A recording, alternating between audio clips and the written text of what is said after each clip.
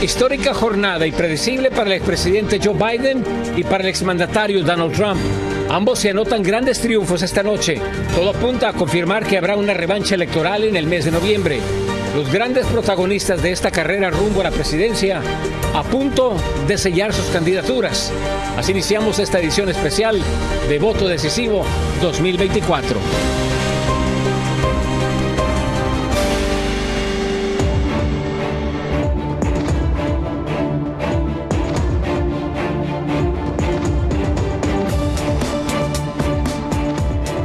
Muy buenas noches, bienvenidos a su Noticiero Nacional cierre de edición, esta cobertura especial del Supermartes, en donde ya se están presentando algunas sorpresas. Les informa José Armando Ronstadt. Nos van a estar acompañando desde Miami el analista político Ricardo Brown y en nuestros estudios el analista político Ben Montorroso para ampliar más el panorama de estas importantes elecciones que prácticamente van a definir a los candidatos rumbo a las elecciones de noviembre. Sorpresivamente, Nikki Haley alcanzó su segunda victoria en el estado de Vermont. Así están las cifras hasta este momento. En las primarias republicanas, Vermont con 17 delegados, Donald Trump obtuvo 45.8%, Nikki Haley el 49.9%, la única victoria hasta ahora, la segunda. Primarias demócratas en Vermont, 16 delegados, Joe Biden con el 89.5% y Dean Phillips con un solo 3%. En las primarias republicanas en California, 169 delegados, bastantes. Donald Trump con un 75.1%. Nikki Haley se lleva el 20.9%. Las primarias demócratas también en California, donde están en juego 424 delegados. Joe Biden obtuvo el 88.4%. Dean Phillips el 2.8%. Y las primarias republicanas en otro importante estado, en Texas, 161 delegados en juego, Donald Trump obtiene el 78.2%, Nikki Haley solamente un 17% de los votos. Texas también, Joe Biden se lleva los 244 delegados con un 84.7%, su contrincante Dean Phillips solo obtuvo el 2.7%. Y el expresidente Donald Trump ofreció esta noche una gran fiesta privada en su lujosa propiedad de Mar-a-Lago, celebrando su victoria en la primaria republicana de Carolina del Norte. La multitud estalló en júbilo cuando en pantallas gigantes anunciaron su arrastrante victoria con más del 73% frente a su contrincante Nikki Haley, quien obtuvo cerca del 24% de los votos. Thank you very much. They call it Super Tuesday for a reason. This is a big one. And they tell me, the pundits and otherwise, that there's never been one like this. There's never been anything so conclusive. This was an amazing night, an amazing day. It's been an incredible period of time in our country's history. It's been sad in so many ways. But... El evento contó con la presencia de seguidores y personalidades de la política y el espectáculo. Frente a ellos, el exmandatario no dudó en criticar duramente la gestión del presidente Joe Biden en temas económicos y fronterizos, prometiendo un cambio radical para Estados Unidos. And now the worst things are happening. The things that are happening now are unthinkable, and they're unthinkable at the border. We have millions of people invading our country. This is an invasion. This is the worst invasion probably. We've never had anything like it. No country has ever had anything like it. The number today could be 50. Por ahora, el expresidente ya ha sido declarado ganador en por lo menos 12 de los 15 estados en disputa. Mientras tanto, la campaña de Nikki Haley reaccionó a la victoria obtenida en Vermont mediante un comunicado. Dijeron que Haley se siente muy honrada de haber recibido el apoyo de millones de estadounidenses en todo el país, incluyendo Vermont, donde Nikki Haley se convirtió en la primera mujer republicana en ganar 2 elecciones primarias presidenciales. Y para hacer de este supermartes de primarias aún más interesante, la senadora independiente por Arizona, Kyrsten Sinema, anunció que ya no va a buscar un segundo término. Esto significa que la carrera por el control del Senado entre demócratas y republicanos se va a intensificar aún más. Dayanis López nos tiene más información. Dayanis, buenas noches. José, muy buenas noches. Esta sorpresiva salida para fin de este año de la senadora Sinema sin duda abre el camino para un enfrentamiento entre la republicana Kari Lake y el demócrata Rubén Gallego, una contienda que podría cambiar el rumbo político de nuestro Congreso. En medio de estas importantes primarias del 2024, la senadora independiente de Arizona, Kyrsten Sinema, decidió anunciar que no se postulará postulara para un segundo mandato. Sinema, después de declararse como senador independiente en 2022, sintió un alejamiento del Partido Demócrata que la dejó políticamente sola. Asimismo, señaló públicamente que dejará su cargo ya que hay demasiada división en el Congreso y un tono cada vez más partidista en la política estadounidense. The only political victories that matter these days are symbolic. Attacking your opponents on cable news or social media. Compromise is a dirty word. We've arrived at that crossroad, and we chose anger and division. I believe in my approach, but it's not what America wants right now. Asimismo, se señala que Sinema abandona su banquillo porque no habría contado con el apoyo suficiente de votantes, ya que se enfrentaba a dos candidatos bastante fuertes, al congresista Rubén Gallegos y a la republicana Kari Lake, quien negó la derrota del expresidente Donald Trump en 2020. Por otro lado, otra importante carrera por el Senado en este supermartes se llevó a cabo en California, donde las urnas cerraron a las 8 de la noche y los resultados preliminares de estas contiendas señalan que el congresista Adam Schiff y el republicano y beisbolista retirado Steve Garvey se dirigen a la votación de noviembre para el escaño que dejó la senadora Dianne Feinstein. Y algo interesante, José, es que por primera vez en una generación los californianos no podrán estar representados por una senadora. Barbara Boxer y Dianne Feinstein fueron elegidas en 1992, el año llamado de la mujer en la política de nuestro país. Ahora bien, quien gane la contienda de noviembre servirá junto al senador Alex Padilla, quien fue elegido en el 2022. Regreso. Gracias, Dayane. Muchas gracias por tu reportaje. Y es momento de conectarnos con nuestro analista político Ricardo Brown para ampliarnos más sobre cómo se está llevando a cabo toda esta intensa jornada electoral, una jornada que no arrojó muchas sorpresas, Ricardo. Definitivamente ocurrió lo que se esperaba. La única excepción quizás es la victoria de Nikki Haley en el estado de Vermont, que le ganó a Trump. Estaba viendo por algo así como 7 puntos según la última cuenta de los votos. Tú ya habías anticipado una victoria de Nikki Haley cuando estuvimos hablando. ¿En qué te basaste para decir eso? Bueno, Vermont es parte de una zona azul en términos políticos, una zona demócrata en Estados Unidos, de Nueva Inglaterra. Es el estado representado por Bernie Sanders, quizás el senador más liberal que hay en el Capitolio Nacional. El otro senador, Angus, también es un hombre de tendencia liberal, así que no sorprende esta victoria de Nikki Haley. Y lo ocurrido... No cuenta por mucho porque son solo 17 delegados en la convención republicana. Sí, Ricardo, lo ocurrido en Arizona, ¿te sorprende? Lo de Arizona no tenía... Yo creo que en estos momentos de la política estadounidense es imposible para alguien ejercer como político de forma no partidista, de forma independiente. Y la senadora Sinema, yo no creo que tenía muchas posibilidades de ganar la reelección. Pienso que su retirada de la contienda favorece al congresista Rubén Gallegos. Me parece que esto le abre camino a Rubén Gallegos para derrotar a la republicana Kari Lake. Dado que vamos a tener obviamente una revancha entre Biden y Trump, ¿qué es lo que tienen que hacer los demócratas para poder sobreponerse a estas encuestas que los siguen marcando muy bajo y muy bajo, aunque los dos no son muy populares? Mira, yo diría que el presidente tiene que comenzar el jueves con el discurso del Estado de la Nación. Tiene que comunicarse más con el electorado, tiene que hacer énfasis en los programas de salud, el Obamacare, por ejemplo, aquí en el sur de Florida, donde resido yo, irónicamente es más popular, tiene más apoyo el expresidente Trump, cuando sin embargo el porcentaje más alto de personas inscritas en el Obamacare es en ciudades aquí del condado Miami-Dade, la ciudad de Doral y de Hialeah. A mí me parece que la Casa Blanca como gobierno y el presidente como político, que se supone que los presidentes en su primer término, desde el primer día que toman posesión, tienen que comenzar su campaña reeleccionista. Me parece que ha habido fallos en la comunicación de la Casa Blanca. ¿Y qué te parece? Pero tiene una oportunidad el jueves el presidente. Vamos a ver cómo le va. ¿Y qué te parece lo que podría ser el siguiente paso para Nikki Haley? ¿Salirse o continuar?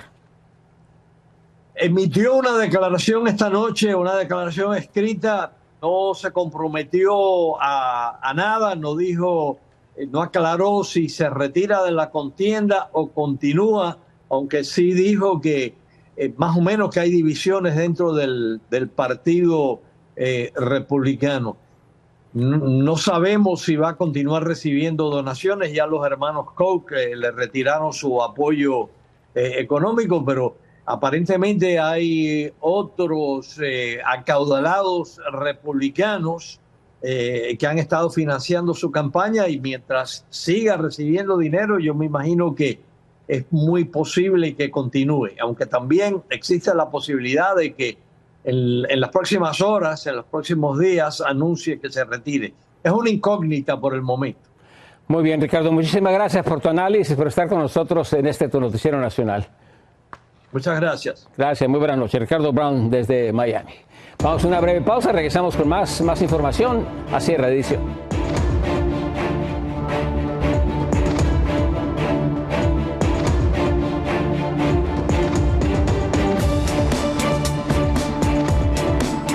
Continuamos con más de las cifras que se están registrando hasta este momento. Vamos a ver lo que ya en muchas de estas contiendas ya está prácticamente decidido, como lo hemos visto.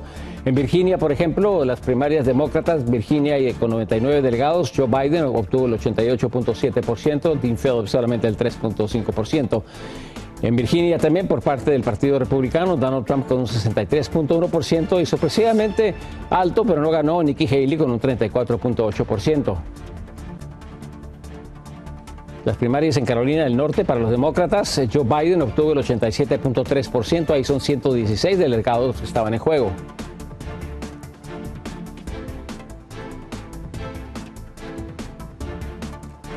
En Colorado, 72 delegados en juego. Joe Biden obtuvo el 84.3%, mientras que Dean Phillips obtuvo el 3.1%. Esto de las primarias demócratas.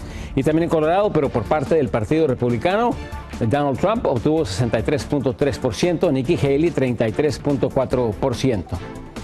Nos vamos ahora a Tennessee, donde Joe Biden, por parte del Partido Demócrata, obtuvo 92.2% y obtuvo los 63 delegados. Dean Phillips no obtuvo absolutamente nada. Y las primarias republicanas en Tennessee, Donald Trump obtuvo el 77.3% de los votos. Nikki Haley llegó atrás con un 19.6%. Muy bien, ahora vamos a trasladarnos a California, el estado con la contienda más grande de todas. Nuestra compañera Melissa Henao se encuentra desde el centro del conteo de votos de City of Industry. Melissa, ¿cómo estuvo la jornada el día de hoy?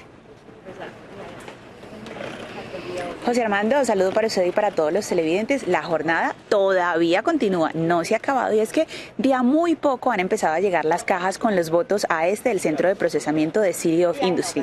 Esas cajas vienen altamente custodiadas, normalmente en uno de los carros del sheriff, la bajan dos oficiales, la registran y entran a este salón que les quiero mostrar a continuación, y es donde empiezan a procesarse los votos. Ahí cada una de esas personas agarra una caja, las pone en las máquinas, las procesa, las verifica, asegura de que la información esté correcta, que esté marcada correctamente, y luego pues se va a la tabulación y al procesamiento final de los votos, al conteo final de los votos. Además, por cada caja que llegue se empieza a actualizar este tablero, estas monitores que están a lo largo de todo el centro de procesamiento, y nos van contando en tiempo real qué es lo que se está haciendo. Por ejemplo, en los últimos 5 minutos, lo que dice este tablero es que se han recibido 20 cajas y que se han contado 192 cajas por minuto. De esas se han reconocido 199 y se han verificado 232. Entonces, de a muy poco empiezan a contarse, a tabularse y a procesarse los votos en este centro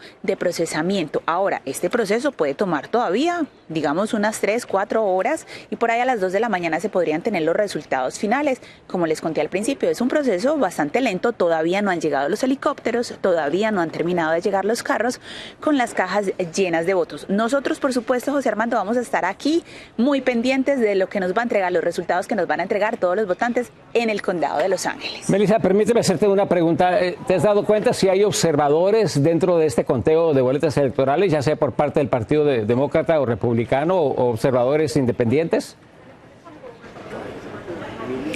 José Armando, no sé precisamente si hay observadores, porque si puedes ver bien, te voy a mostrar, este salón está altamente custodiado y está cercado por una barrera de vidrio. Nosotros no tenemos acceso directo hacia ese lugar, pero lo que podemos observar es que mientras una persona está procesando los votos, hay 2 o 3 personas más acompañándolos, algunos pues interviniendo, digamos, abriéndole la caja o pasándole los boletines, pero otros simplemente observando y verificando en las pantallas que pues el proceso se esté haciendo correctamente. Sí, lo más posible es que sí los haya. Ya hemos visto los problemas que hubo en otras elecciones donde pues cuestionaban si todas las boletas electorales habían sido capituladas bien. Muchísimas gracias y muy buenas noches. José Armando, una última cosita, ahora que lo mencionas, y es que en las elecciones anteriores estos procesos se hacían en diferentes locaciones. Esta es la primera vez que todo el proceso se hace en una misma locación y precisamente es para verificar y certificar la transparencia de las votaciones y dar un resultado totalmente confiable para los votantes en California. Muy bien, todo eso ayuda. Gracias, buenas noches. Pasamos ahora al estado de Texas, donde el tema de la inmigración sin duda fue el tema central de esta jornada electoral. En Dallas está nuestro corresponsal David Medina, que nos tiene el siguiente reportaje.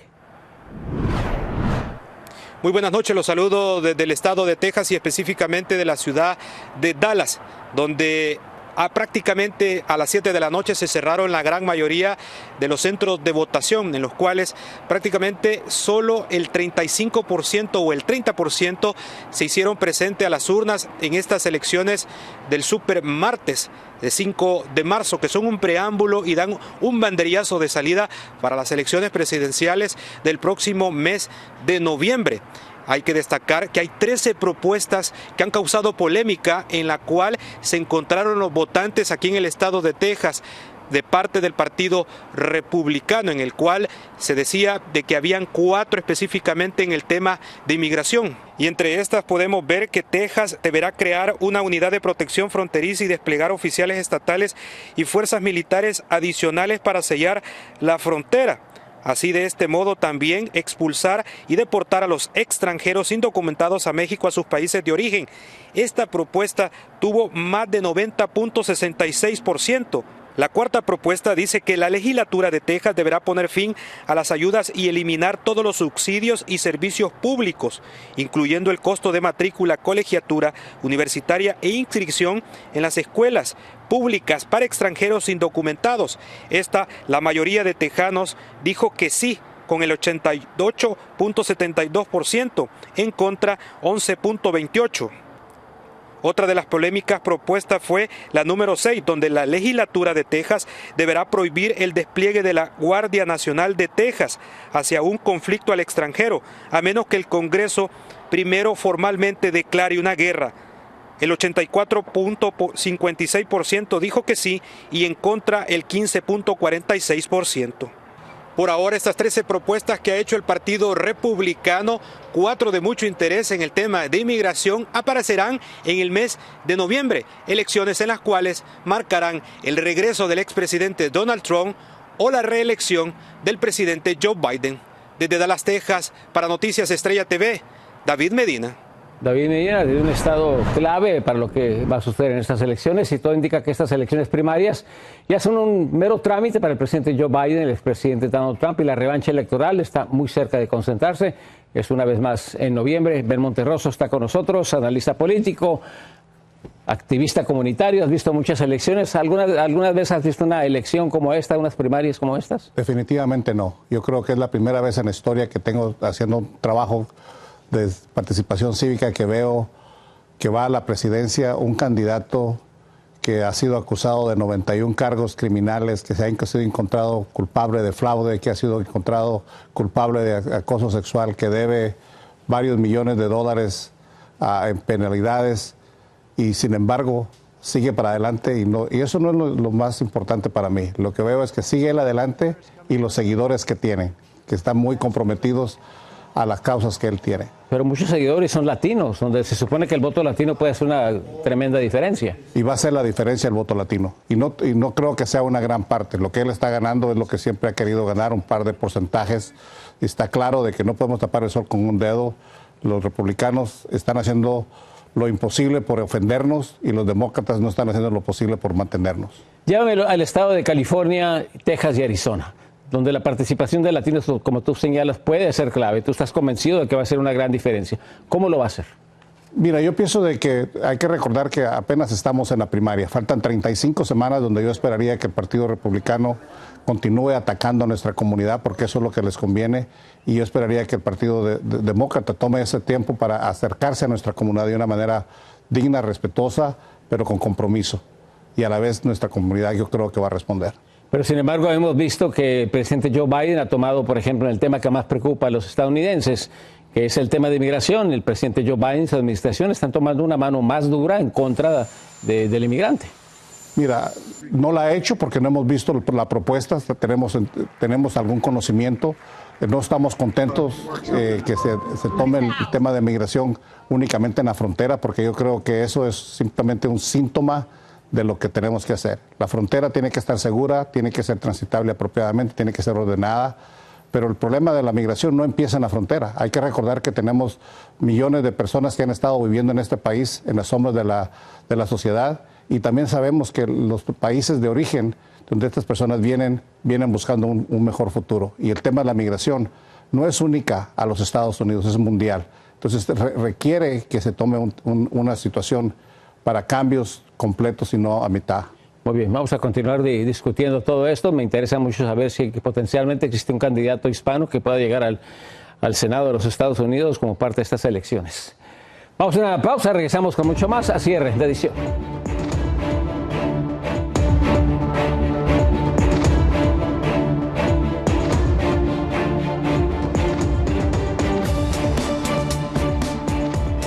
Estamos de regreso con Ben Monterroso. Te hacía la pregunta, Ben, si en estas elecciones hay la probabilidad de que algún latino llegue a ser miembro del Senado. Definitivamente, yo esperaría que Rubén Gallego de Arizona tenga esa oportunidad. Si nos damos cuenta, el estado ha cambiado tremendamente. El hecho de que la señora Sinema haya desistido de correr significa que ella sabe que para ganar solo tiene que ser demócrata. Los republicanos no creo que vuelvan a tomar el control de Arizona. Pero va contra una mujer que estuvo a punto de ganar la gobernatura del estado de Arizona a base de mentiras, diciendo que Trump nunca perdió la elección. Yo pienso que Gallego tiene la oportunidad porque ha estado en la comunidad mucho más tiempo y con el tema como ha estado pasando. Si te das cuenta, la gobernadora le ganó a la misma persona que va a ir en contra de Gallego. Entonces yo pienso que ahí va a estar la diferencia. Entonces hay mucho optimismo. Para mí sí. Y falta mucho de aquí a noviembre todavía. En estas elecciones es muy difícil predecir, pero ya lo dije y nos miramos el día después de la elección. Muy bien. Muchísimas gracias, Ben Monterroso. Gracias por estar con nosotros en todos nuestros noticieros el día de hoy. Muchas gracias. Muy bien. Vamos a hacer un repaso con los resultados en los diferentes estados. Esto es lo que sabemos hasta este momento. Vamos a ir a las imágenes y a las gráficas. En Massachusetts, en las primarias republicanas, Donald Trump se llevó el 59.9%, Nikki Haley el 35.8%. Mientras tanto, por parte del Partido Demócrata, también en Massachusetts, Joe Biden obtuvo el 82.9%, Dean Phillips el 4.9%. Son 92 delegados los que están en juego. Las primarias republicanas en Minnesota, Donald Trump, 69%, Nikki Haley, 28.9%. En las primarias demócratas también en Minnesota, 75 delegados en juego, Joe Biden obtuvo el 70.5%, Dean Phillips obtuvo 7.8%. Y en Oklahoma, Donald Trump, 81.8%, Nikki Haley con un 15.9%, 43 delegados en juego. También por parte del Partido Demócrata en Oklahoma, Joe Biden se llevó el 73%, Dean Phillips el 8.9%. La gobernadora de Arizona, Katie Hobbs, vetó una polémica propuesta de ley antiinmigrante, pero hay una nueva propuesta para combatir la inmigración indocumentada que podría estar incluida incluso en la boleta electoral del próximo mes de noviembre. En Phoenix, Rubén Pereira nos tiene más información. I will veto Senate Bill 1231. Así fue como la gobernadora de Arizona, Katie Hobbs, vetó la propuesta de ley SB 1231, que permitiría a los policías locales detener a inmigrantes indocumentados. Esta propuesta de ley no va a asegurar la frontera. Por lo contrario, hará daño a las comunidades y negocios en nuestro estado y significaría una carga para los departamentos de policía, argumentó la gobernadora. Una decisión que fue aplaudida por activistas proinmigrantes. Porque esta propuesta, muy parecida a la SB 70, tenía un efecto muy negativo a nuestra comunidad hispana.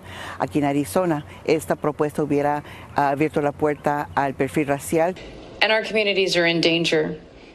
La senadora estatal republicana Janai Sham, autora de la propuesta SB 1231, se mostró decepcionada por el veto. Acusó a la gobernadora demócrata de desatar un caos en Arizona. Legisladores republicanos en Arizona también están promoviendo un proyecto de ley que no necesita la firma de la gobernadora, sino que estaría en la boleta electoral de las elecciones de noviembre. Es la propuesta HCR 2060, que ampliaría el sistema de verificación de empleo conocido como E-Verify. Quiere que también el Departamento de Economic Security use ese sistema para las personas que están recibiendo, por ejemplo, Access o servicios sociales. Por eso, para esta pastora evangélica, los líderes comunitarios tienen que dar la cara por los inmigrantes. Esto no va a ayudar al Estado, no va a ayudar al país, porque también estos inmigrantes vienen a aportar. Ellos trabajan, ellos aceptan los trabajos que nadie quiere, los sueldos que nadie quiere. En Phoenix, Arizona, Rubén Pereira, Noticias Estrella TV. Continuamos en el estado de Arizona, en donde 3 migrantes menores de edad fueron abandonados en la frontera. Los niños buscan reunirse con sus padres que ya se encuentran en los Estados Unidos. Laura Ortega nos tiene los detalles de este caso. Los 3 niños solitarios cruzaron la frontera de Arizona por el corredor conocido como Sázabe, al parecer con otro grupo de migrantes guiados por un contrabandista, y luego fueron abandonados a su suerte. Los menores de 9, 6 y 3 años eran originarios de Atlisco, Puebla. Ella se llama Yanis, tiene 3 años, yo soy Alan y tengo 9 años, ella es Ashley y tiene 6 años. Según su relato, sus padres están en Nueva Jersey. Aunque dijeron estar bien, se les vio asustados, especialmente el mayor, identificado como Alan, a quien le dieron la tarea a su corta edad de cuidar a sus hermanitas, y narró un poco de la travesía que pasaron. ¿Y tus papás? Están ahí en Estados Unidos. ¿Y cómo fue anoche? ¿Dormiste mucho frío o qué? Mucho frío. ¿Y con ellas cómo lo hiciste? Nos dormimos acurrucados, traíamos una cobija y nos tapamos los 3. A la frontera llegaron solo con sus mochilas y sin comida, y gracias a voluntarios pudieron comer algo después de su larga travesía. Este acto ha generado indignación y tristeza, pero también ha movilizado a las autoridades para buscar una solución para asegurar el bienestar de estos niños. Se conoce que los menores fueron atendidos por agentes de la patrulla fronteriza y estos los llevaron a un albergue en Tucson, y ahora, según información de la Gobernación de Puebla, ya se encuentran en un albergue de Nueva York a la espera de reencontrarse con sus padres, pero eso sucederá en por lo menos de 2 a 3 semanas tras completar documentos y revisar el lugar donde vivirán. Para Noticias Estrella TV, Laura Ortega. En otra información, el día de hoy el senador Mo Menéndez y su esposa fueron imputados nuevamente. La pareja enfrenta 18 nuevos cargos, entre ellos obstrucción de justicia. Los fiscales alegan que él y su esposa estaban emitiendo cheques falsos presentados como pagos de un préstamo inexistente. Esto en un intento por interferir con una investigación federal en Nueva York. Estos nuevos cargos se suman a las acusaciones de corrupción y soborno que ya enfrenta el senador Menéndez por Nueva Jersey. Mientras tanto, en Nueva York, el expresidente de Honduras, Juan Orlando Hernández, subió al estrado en su juicio por cargos de tráfico de drogas. El exmandatario fue testigo de su propia defensa, en la que se deslindó de los cargos. Los fiscales en Manhattan lo acusan de trabajar con narcotraficantes que le pagaron millones de dólares en sobornos para ayudar a enviar toneladas de cocaína a Estados Unidos.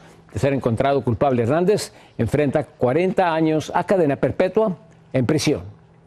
Mientras tanto, en otra información, en esta temporada de impuestos, no se descuide. Los estafadores siguen al acecho. Vamos a Miami. Nuestro compañero Anthony Belchi habló con expertos y nos tiene valiosas recomendaciones. Las devoluciones de los impuestos se han convertido en el blanco perfecto para los estafadores. Aprovechan que muchos se toman un tiempo antes de ir al contable y se adelantan para presentar los impuestos. Donde van a lugares como McDonald's, Starbucks, se sientan ahí con un laptop y usan la información de la persona y hacen una declaración de impuestos falsa. El año pasado el IRS recibió casi 300.000 denuncias por robo de identidad.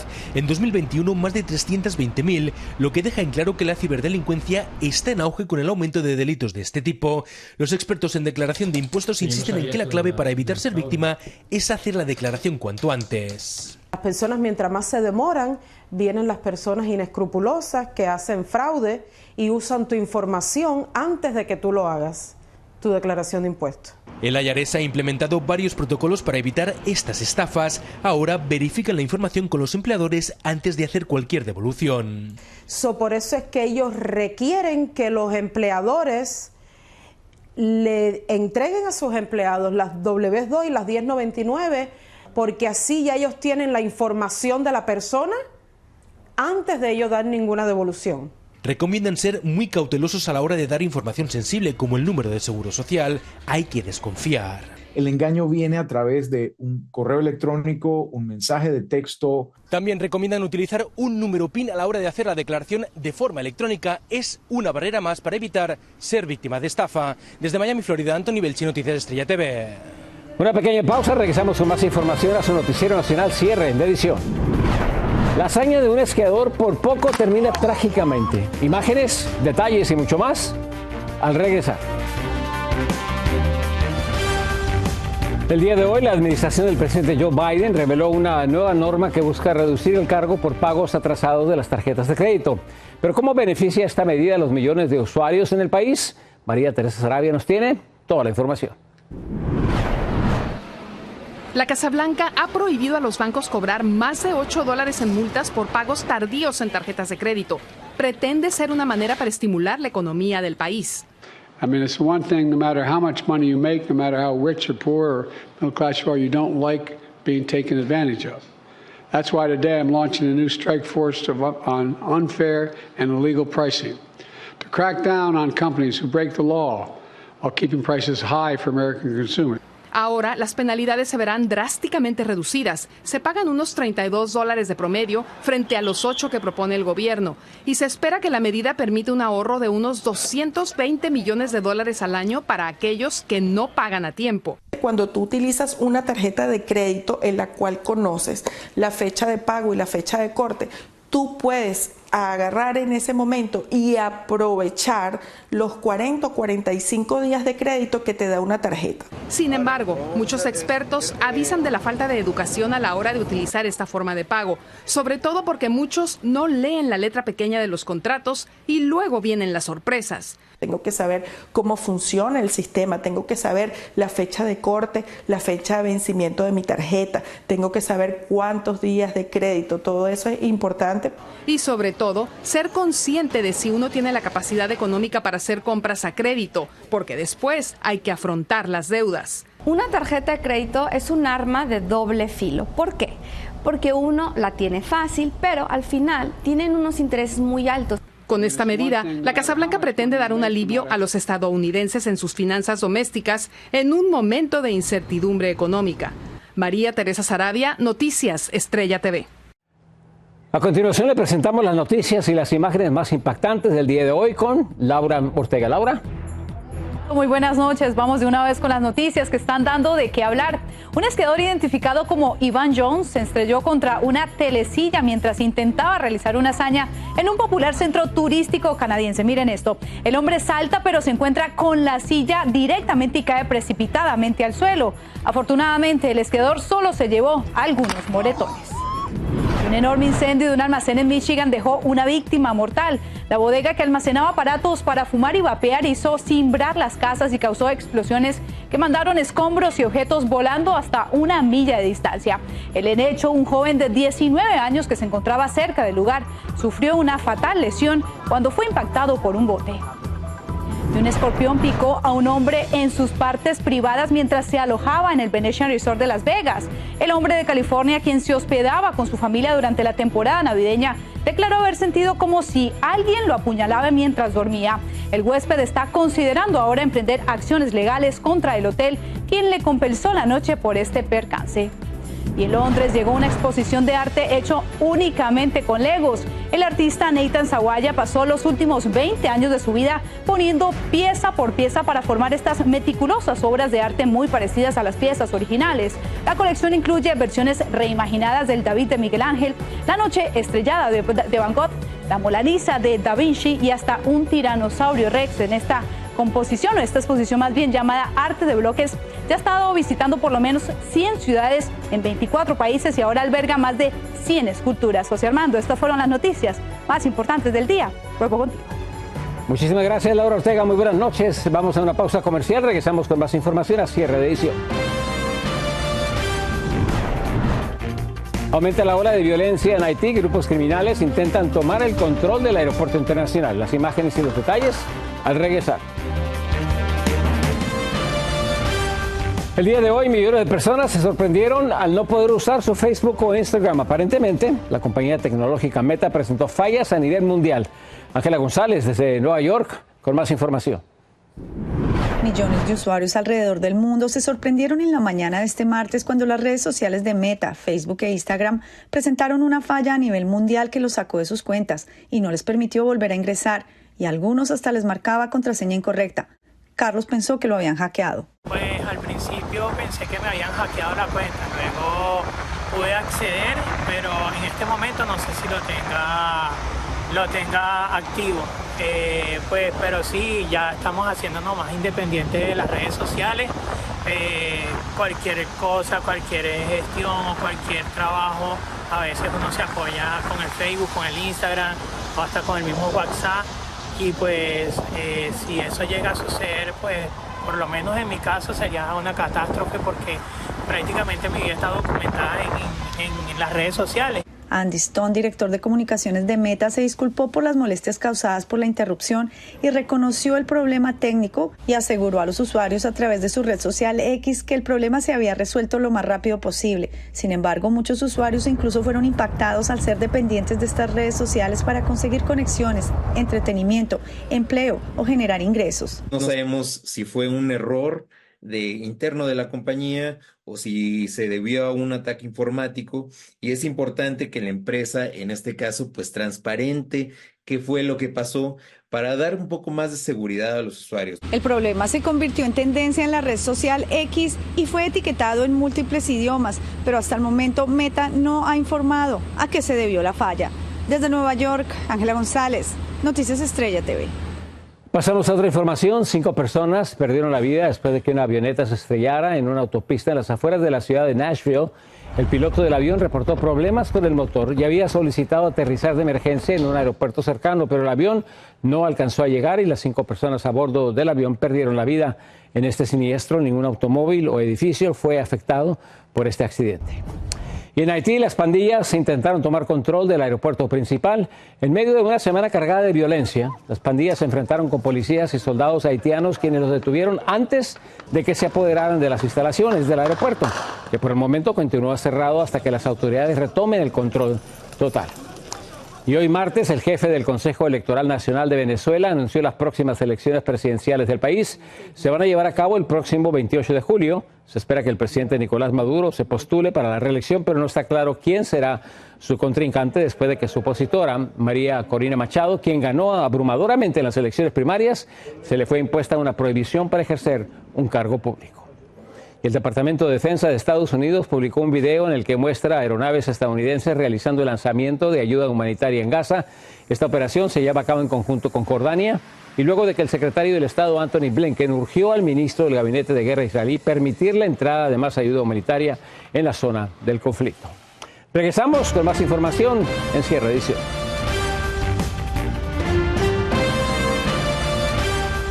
Vamos con un último repaso de los resultados en los estados que llevaron a cabo las elecciones el día de hoy.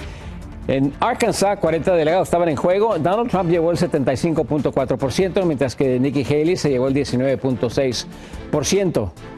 En Arkansas, por parte del Partido Demócrata, 31 delegados en juego. Joe Biden obtuvo el 88.7%, mientras que Dean Phillips obtuvo el 2.8%. Las primarias republicanas en Tennessee, Donald Trump arrasó con un 77.3%, Nikki Haley logró un 19.6%.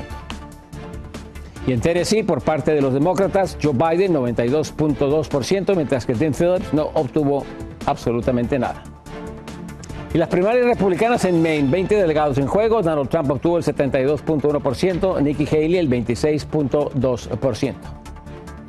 Y por parte de los demócratas en Maine, 24 delegados en juego. Joe Biden se llevó el 92.9% de los votos registrados.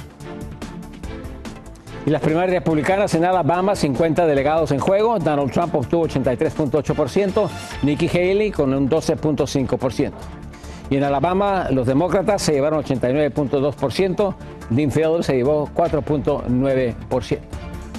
Muchísimas gracias por acompañarnos en su noticiero nacional cierre de edición. Agradecemos que hayan estado con nosotros durante toda esta cobertura especial de este Supermartes.